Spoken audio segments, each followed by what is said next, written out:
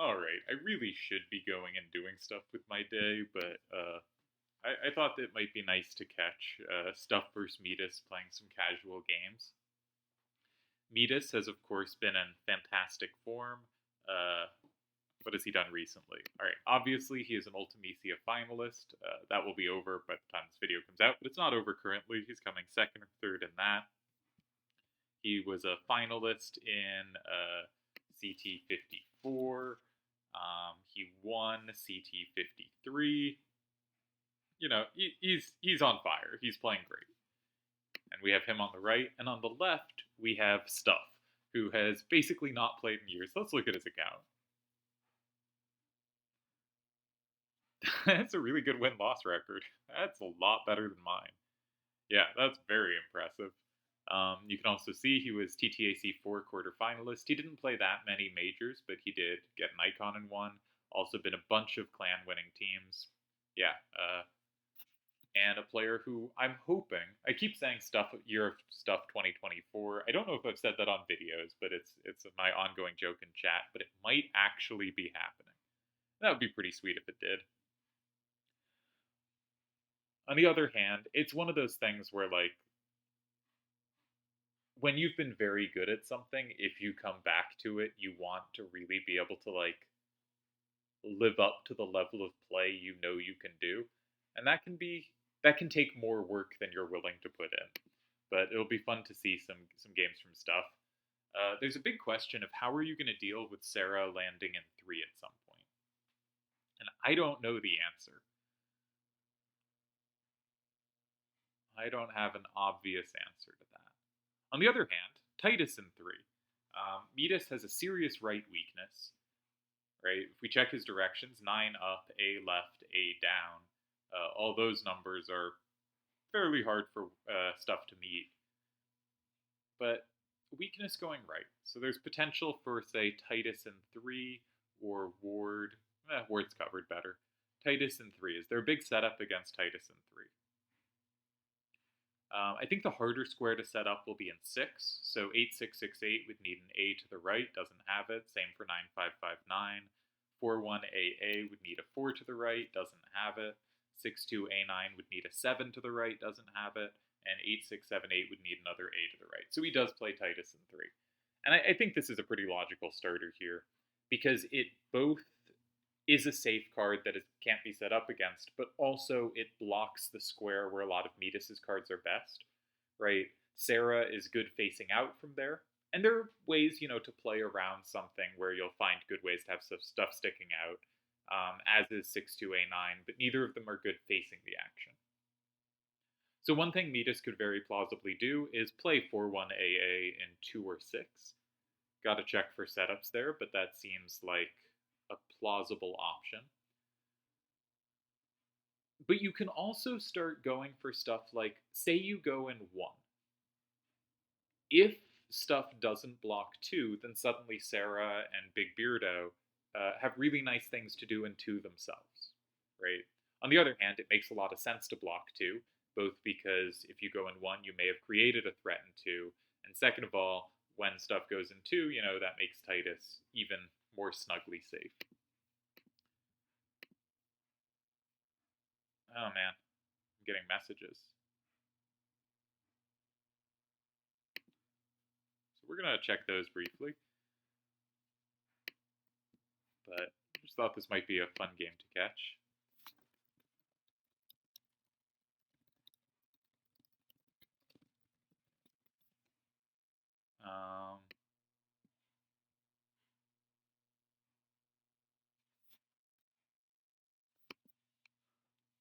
Check things.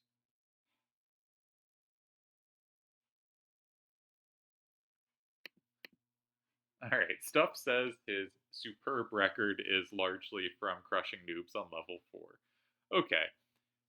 That does make it less great, but I will say most of the incredible accounts. There are maybe some exceptions, but like even the incredible win rate accounts of like the uncontestable all-time greats. Yojimbo, Kona, Koner, god damn it. However you want me to pronounce it, stop yelling at me, chat. Who else? A great Sephiroth. All these players played a lot of level 4 hand games and just crushed beginners. Or level 5 back in the day, like Meta has a huge win rate, and that came off level 5 stuff, etc. So, when you see a record like this, it is pretty indicative that the player was playing that kind of rule set. But also, the people who get records this good, it tends to be players that are very good. Okay, so the first thing that strikes me is Midas still has this weakness going right. Now, if you're thinking, I think in a general sense, would you rather go 2 or 6 here if you decided to build around your starter? You could also think about attacking their card, and that's a very reasonable thing to do, especially given that you have a threatened 8 but not a threatened 4. So figuring out how to interact with it's important. But I want to start, just because it's on my mind, with if you're going to play in 2 or 6, which should you be biased towards? Now, there's lots of reasons to have bias. For instance, most of the cards you put in 2, you are vulnerable to combos going through 2 and hitting 3, while the cards you put in 6 have no risk of being hit by those combos. But I want to ignore that for the moment. I want to say, if you've identified your opponent as having a right weakness, would you rather go in 2 or 6? Is your instinct to check 2 or 6 first? And I think there's a case both ways. I think the case for 6 is this is putting a card more explicitly on the right, more explicitly asking them to attack it with a direction they don't have, and also the sort of somewhat safe square it makes. Like, if you go in 6, 9 only has one out-facing side. That is now, it's a much easier square to be safe. It's really easy to imagine safety there.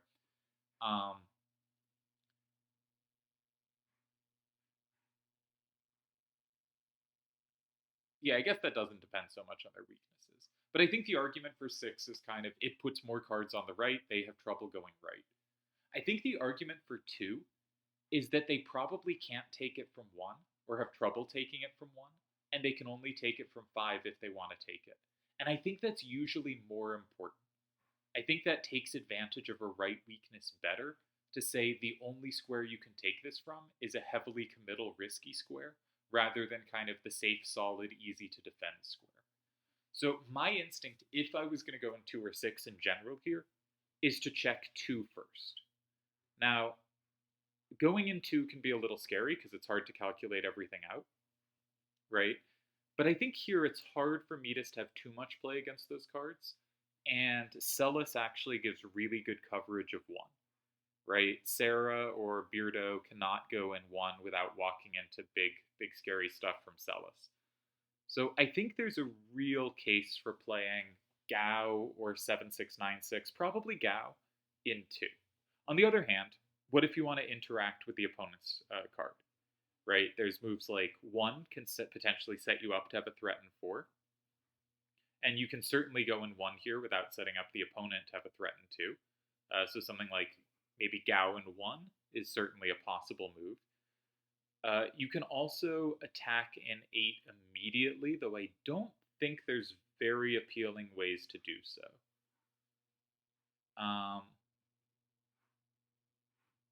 Yeah. I think my instinct would just be to go in 2. Another thing about 2 I like is Midas's threat is to go in 8, right? Midas has played in 7, it is safe to 4, so he has a threat to go in 8. That doesn't mean he has to go there next turn, it doesn't mean he will, but there's sort of this latent threat to go in 8 in the position. And you want to go somewhere where 8 is not that good an option. And one way to do that is if you have a threat in 4, they don't want to go 8 because then you lock in, you play 4 and you lock in 7, right? But another is just which structures, so we do see Gao in 1, which structures make 8 less appealing? And I tend to think the structure of 2, 3, 7, 8 is somewhat first turn favored, while something like 3, 6, 7, 8 is more neutral and depends on the cards a little more. So again, I have a bunch of things that were leaning me towards 2, but I think 1 makes some sense. The thing I don't like about moves in 1 is just, I always feel like I have to calculate more than I like to calculate. I like clean lines. Um, but one is, I think, in many ways, the more ambitious move. You can imagine a game playing out where Celis is dead now. Like, Celis is very good in 4, but nowhere else. So if we imagine a game, say Midas played in 4 capturing, and let's say Stuff played Sabin in 2, it's pretty easy to see a game. Now, maybe Celis would have a threat in 5 in that exact spot. She probably would. Say if like 9559 is in 4 and Sabin's in 2, Celis has a threat in 5. But if 5 is blocked there, it's pretty easy for Celis to run out of squares. Maybe she never does though. Maybe she can always like go in 6 and then Word sweeps the bottom, and Word is actually a pretty great card there. Um, yeah, so maybe there's not worries there. One thing I'd be worried about though is that Celis could be a dead card here. If Celis doesn't land in 4, I'm not sure what she's ever going to achieve. But the other cards face the action nicely and should have good play here. Yeah, I think this looks good. Pleasant. Okay.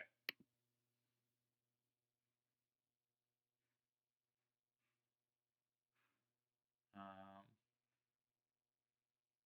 do, do, do.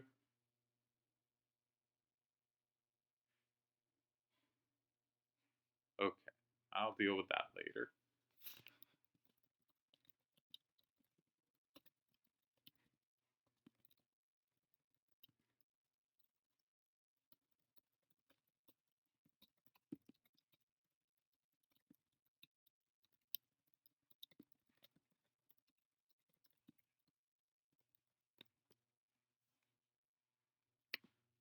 Okay.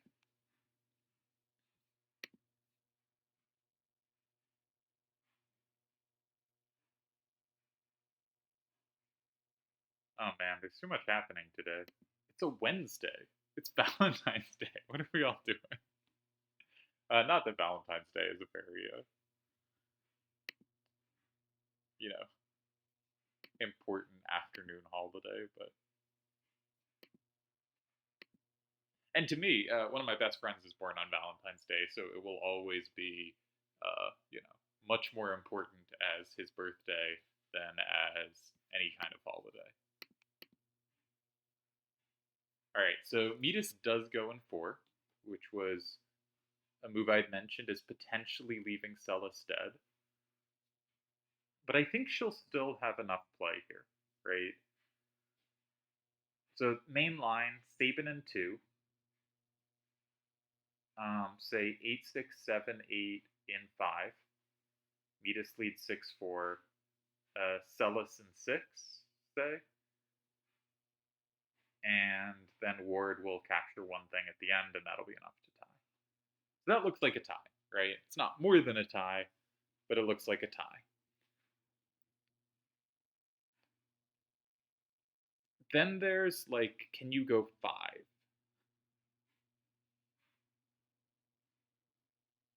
And I don't think so.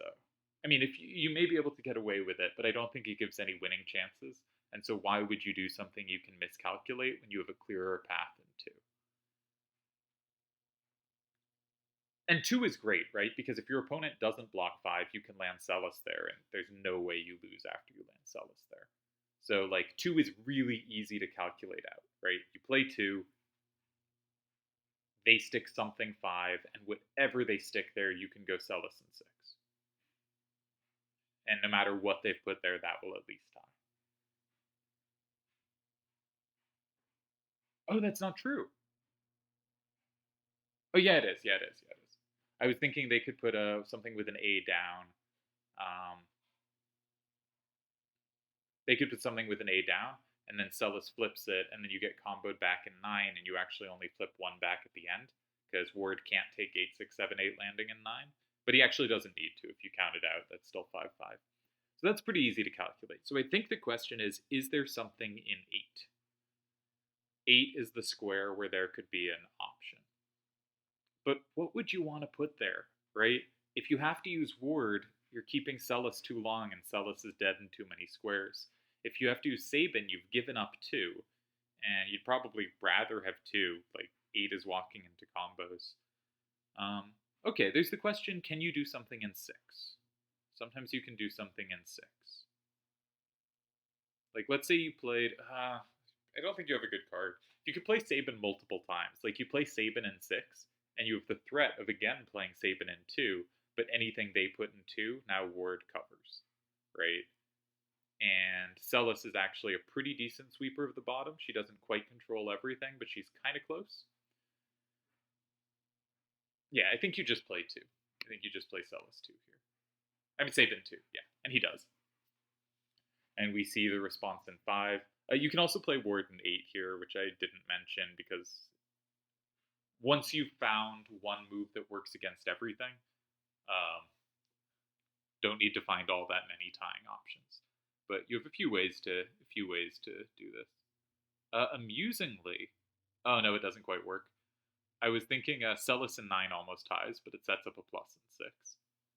But it can't be captured from 8. So my idea was Celis 9. They go 8, you go 6, 5, 5, because they didn't capture Celis, so you don't need to recapture. And if they go 6, they don't capture. They capture 9, but you have a triple capture. Actually, which means 9 does tie. That's a cool move, right? You're down 6-4. Yeah, because if they double capture in 6, you're down 8-2, but you triple capture back. Yeah, Celis in 9 is, I think, the humorous tie.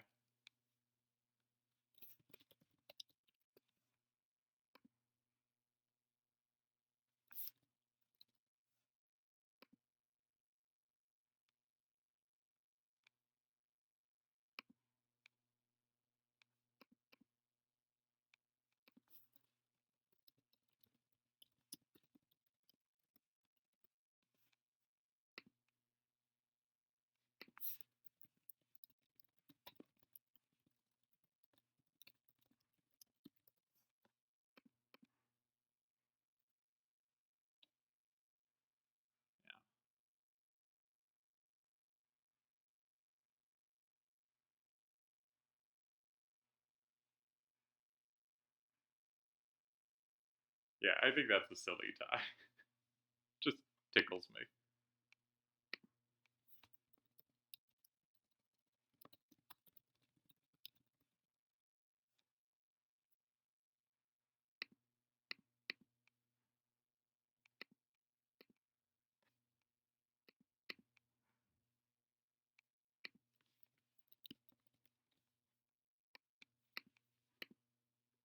All right, I think a very solid game from both sides. No complaints on this one.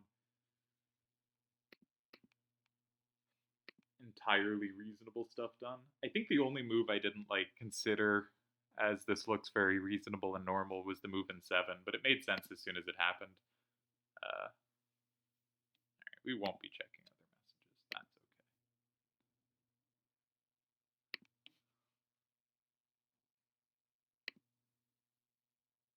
But he's picked up Celis, and she's going to go in 6, but 9 is funnier. You got to play comedy moves, right? Yeah. Okay. Celis goes in 6. The normal way to hold the proper way to play this position. But not the most humorous way to play this position. All right, maybe we'll try to catch one more, and then I'll actually do the things I'm supposed to be doing right now. That seems like a reasonable plan.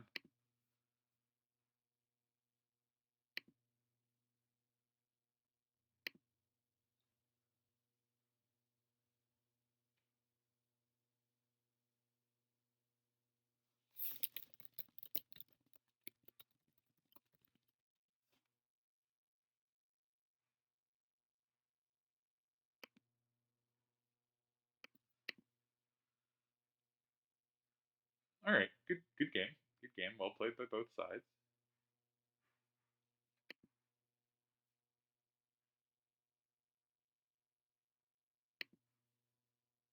Yeah. I think a very neutral game. I have my system that gives kind of win odds between 0 and 100, where 50 is a balanced game, 100 is definite first turn win, 0 is definite second turn win. And like it does some weird things, it hops around, but this feels like a game where it could easily have been like between 45 and 55 the whole way of just this is very balanced, like maybe between 40 and 60. In chess, there's sort of the evaluation scale goes black is winning, black is clearly better, black is slightly better, equals, white is slightly better, white is better or clearly better, interchangeable, and white is winning. And I feel like this game stayed in the equals range basically the whole way, by my evaluation. Like, very close to 50 the whole way.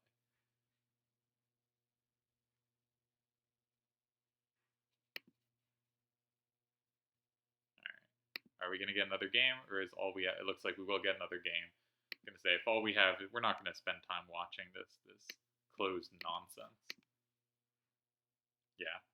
Stuff says, played very defensively, didn't want to lose first open game in 20 years. I actually thought the move in one was potentially a little more of an aggressive player's instinct. Uh,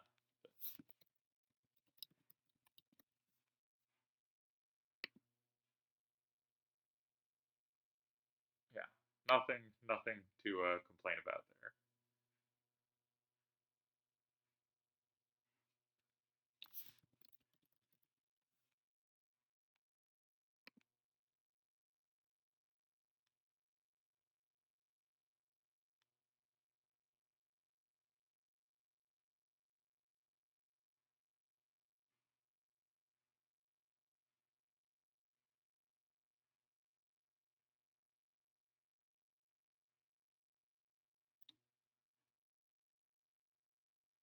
All right.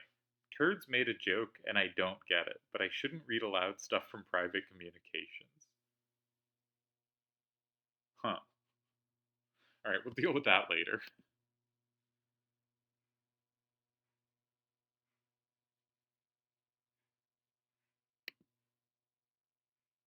And we'll see if we have a second game.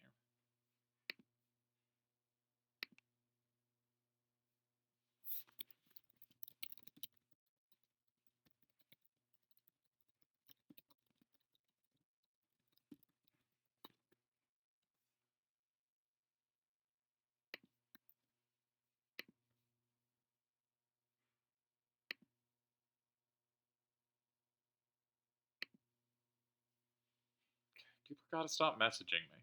I'm not worth talking to. What are we doing here? And start the next game already, guys. I see Midas.com.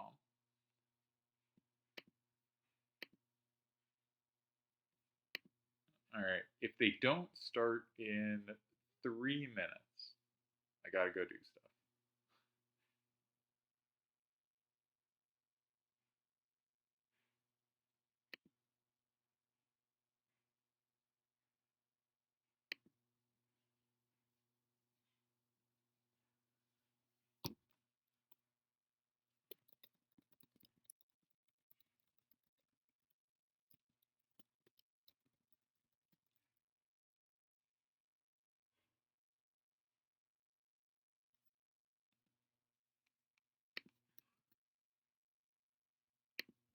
Okay, I will admit to not getting what Turds' joke was. That's important. I should keep you updated on whether I am able to get jokes, right?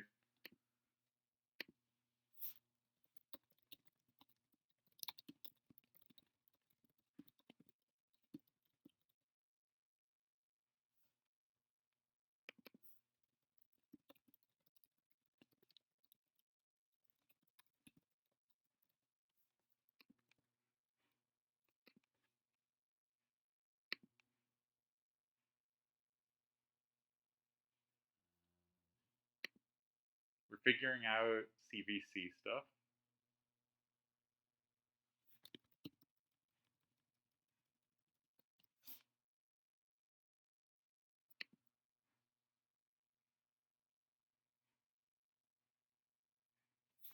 Oh, oh no. All right, I would like to announce Turds' joke was very bad, and I am in the right here for not getting it. That's important. You should know that, dear viewer. Oh, that's not the right game. All right, we have 1 more minute to start.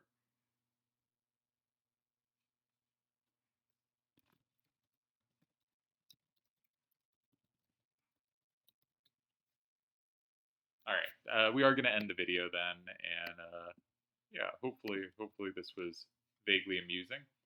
I think in general, solid games are good. Like,